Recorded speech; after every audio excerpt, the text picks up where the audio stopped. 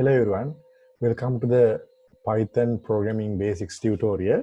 So in this tutorial what we are going to do is we are going to go through the Python programming basics from the very beginning.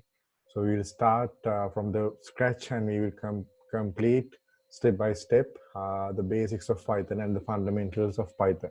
So here I'm assuming that you have a basic programming knowledge. That means like what I need from you is to have the basic programming knowledge from any programming language. I want the programming fundamentals like what's a variable, what's a loop, what's decision making. Likewise, if you have the basic knowledge of programming, programming concepts, no matter the language is C, C++, Java, or whatever the language, I want is simply the basic programming language. So assuming that you have that knowledge, we can simply go through the syntax and the differences. Like we can compare the Python programming with other languages and we can simply complete this workshop.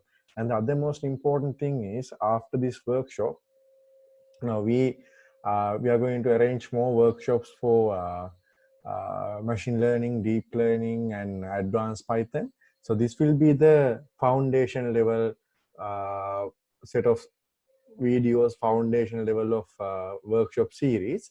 So by following this, you can gain the fundamental knowledge. So this will create the foundation for the upcoming workshop series in machine learning, deep learning, and advanced Python. So if you are interested on learning machine learning, deep learning, image processing, advanced Python, data science related fields, so let's follow the basic Python programming workshop, this tutorial series, and get the fundamental knowledge. So after that, what you can do is we can simply complete the upcoming workshops, as I mentioned, for machine learning, deep learning, image processing, and other advanced workshops, right?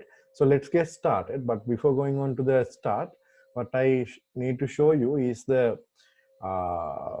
development environment that we are going to use. So I will simply show you how you can download the development environment and how to install it, and then finally how to create codes and how to run codes, and simply how to work with the environment. So what you have to do first, simply let me change this window, right? So this is what you have to do. Simply yeah, so I think this is not it. Give me a second. Right. So what you have to do is simply go to the Google or whatever your Google Chrome or whatever your browser, and search for Anaconda downloads, right? And go to the Anaconda download. So you can go to the first result appeared here, and simply the development environment that we are going to use is Anaconda distribution, Anaconda Navigator.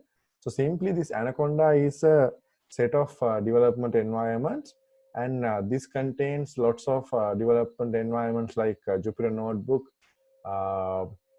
and Spider, and then RStudio. Likewise, we have lots of development environments. So simply we can say that Anaconda distribution or the Anaconda Navigator is simply set of development environments. And the special thing about Anaconda Navigator is that the set of development environments included in Anaconda Navigator is simply specifically designed for machine learning, deep learning, data science related fields. So Anaconda distribution is simply set of development environments which are specifically designed for machine learning, deep learning, and data science related implementations, right? So what you can do is you can simply download it from here. Go to download, and then you will be redirected to this kind of option. So what you can do is you can select your OS, and then thereafter you can download the version from here. So I suggest you to download 64-bit installer, since you all have the 64-bit computers these days. So I'm using Windows, so what I'm going to do is I'm going to download this. So it will take some time. So it is actually 400 450 megabytes. So you can download it and install it. So don't worry about anything. What you have to do is simply install it as a normal software. No need to change anything, right? So install it with the default settings. No need to change anything. Just install it with default settings. So after that, what we can do is uh, simple procedure. You can find it, follow and install it without any change. So use the default settings available in the installation, so you can simply install it. So after installing it, what you can do is, let me quickly change this window, right? So after installing it, what you can do is, you can simply go to the start menu in your computer and search for Anaconda Navigator. So this is the Anaconda Navigator, and you can open it. So it will take some time, and then the Anaconda Navigator will be opened here. So yeah, so as I mentioned, it's going to take some time. So let us wait a few seconds.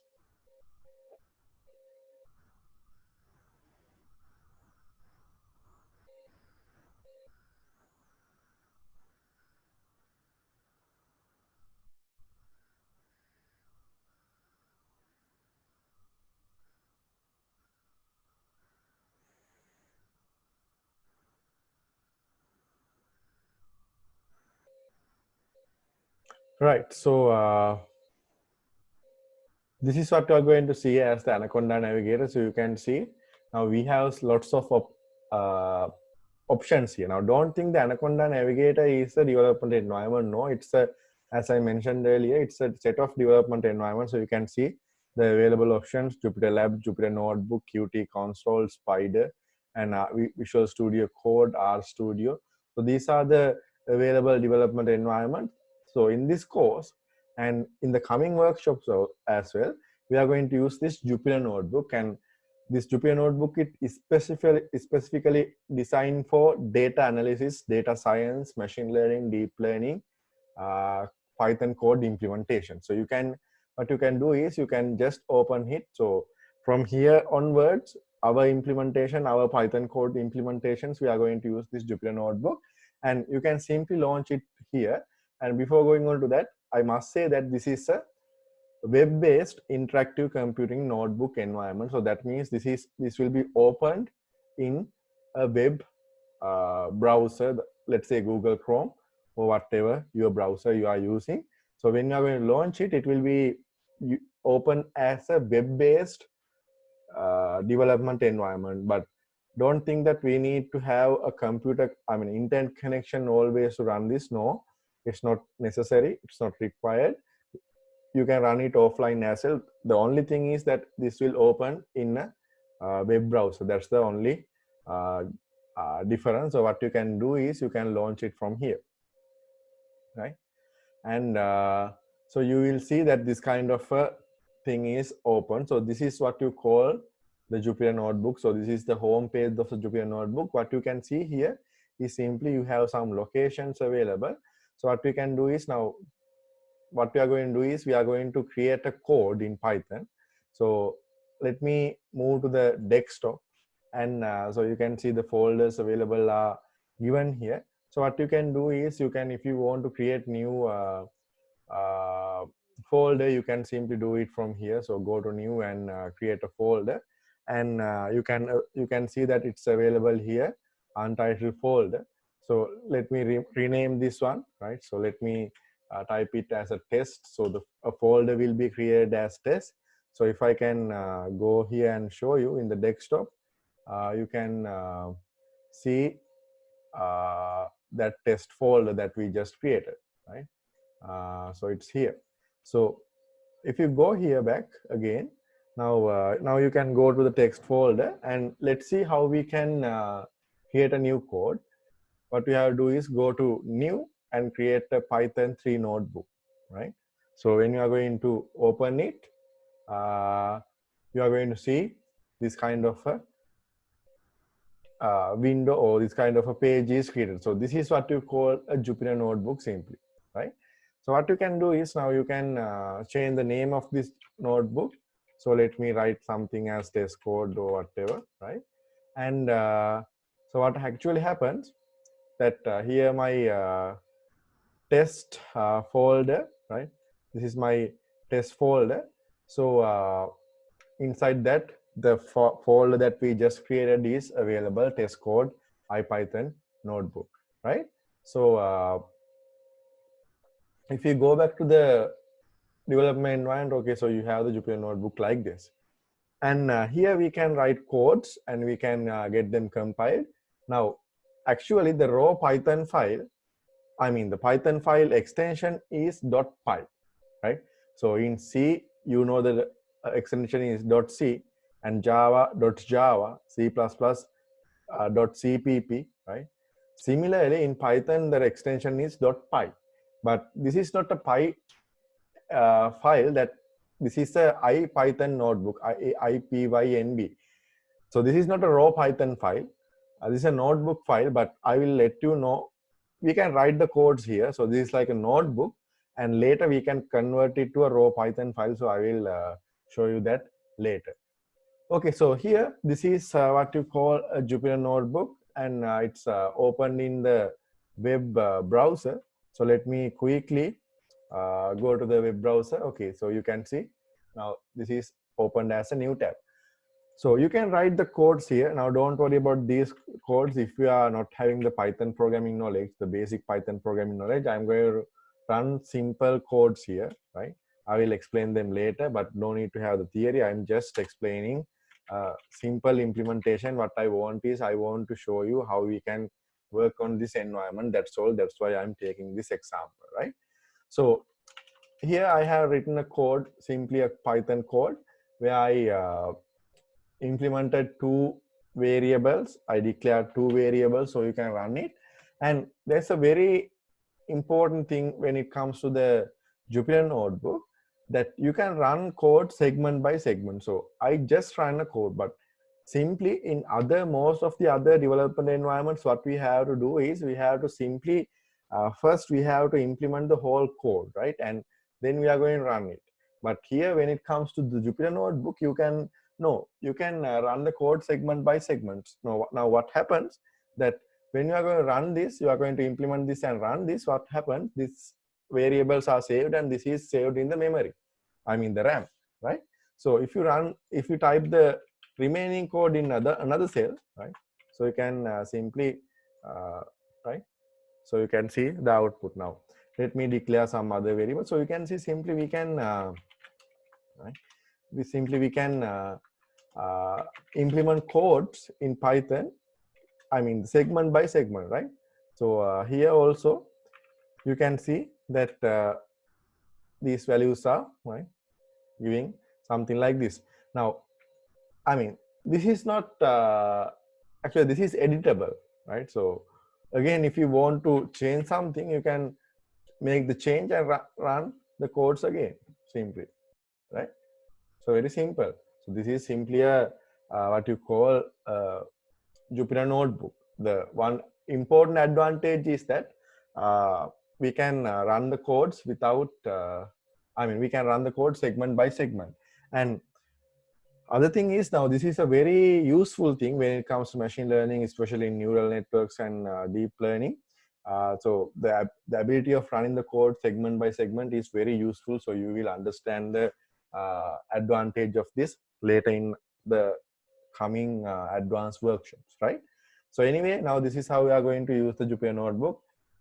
Keep that thing in mind. You can run this as code segments, right? So when you want to change a code, you can make the change and run it again. It's fine, totally fine, right?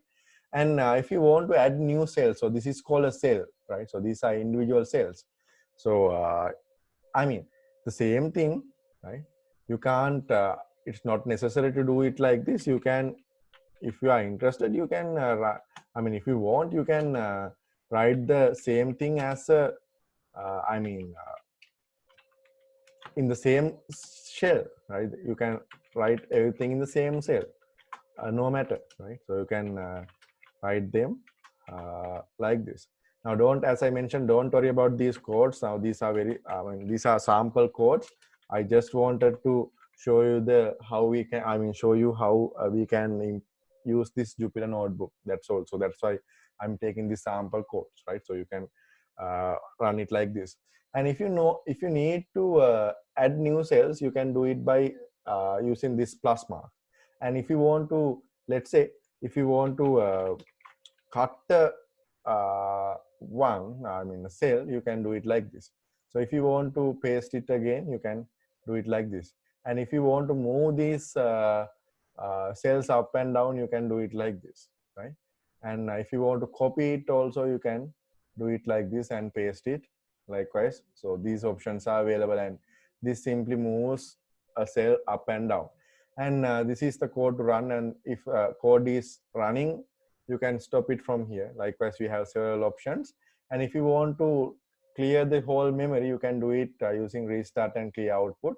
So this simply removes all the memory. And if you want to run everything again, you can use the restart and run all, right? So it will restart everything and run all the cells at once.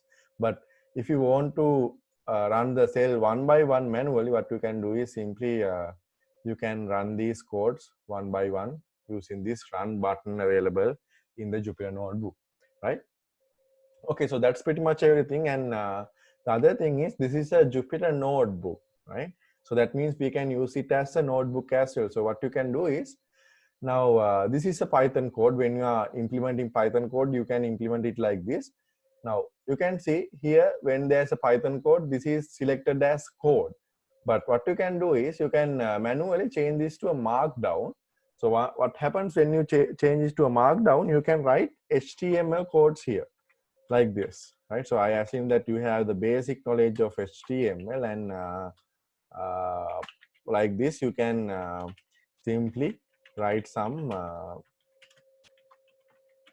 basic HTML code, right? So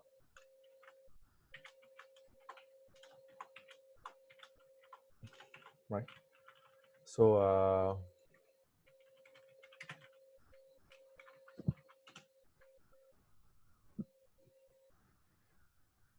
yeah.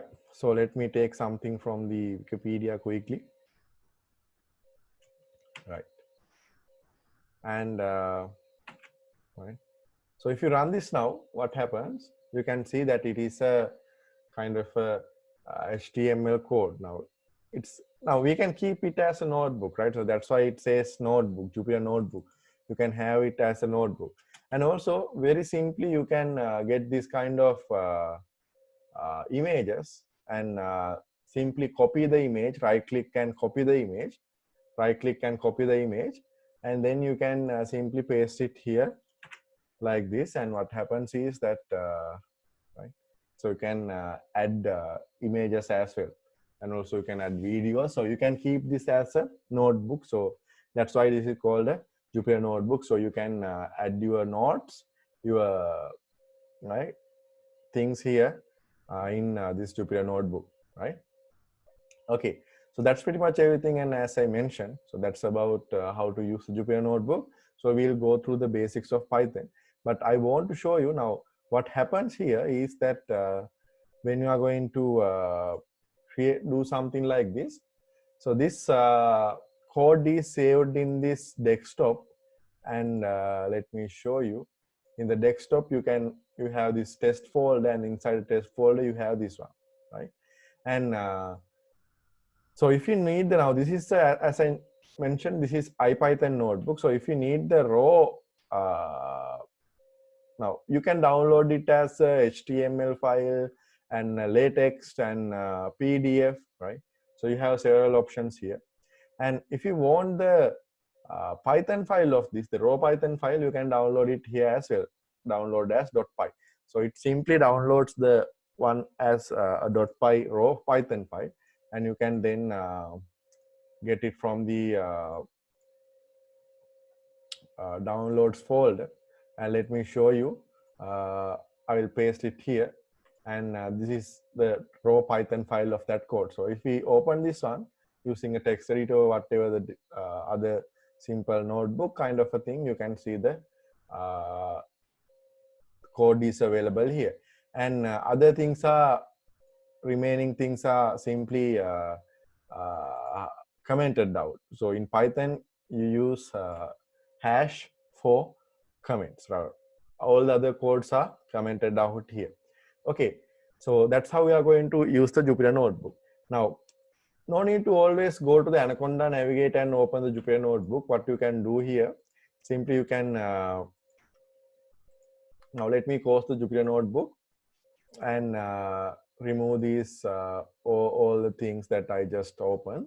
Now, if you want the Jupyter Notebook to be open, what you can do is, no need to always open the Anaconda Navigator. You can type just Jupyter Notebook, and it's also available as a separate development environment.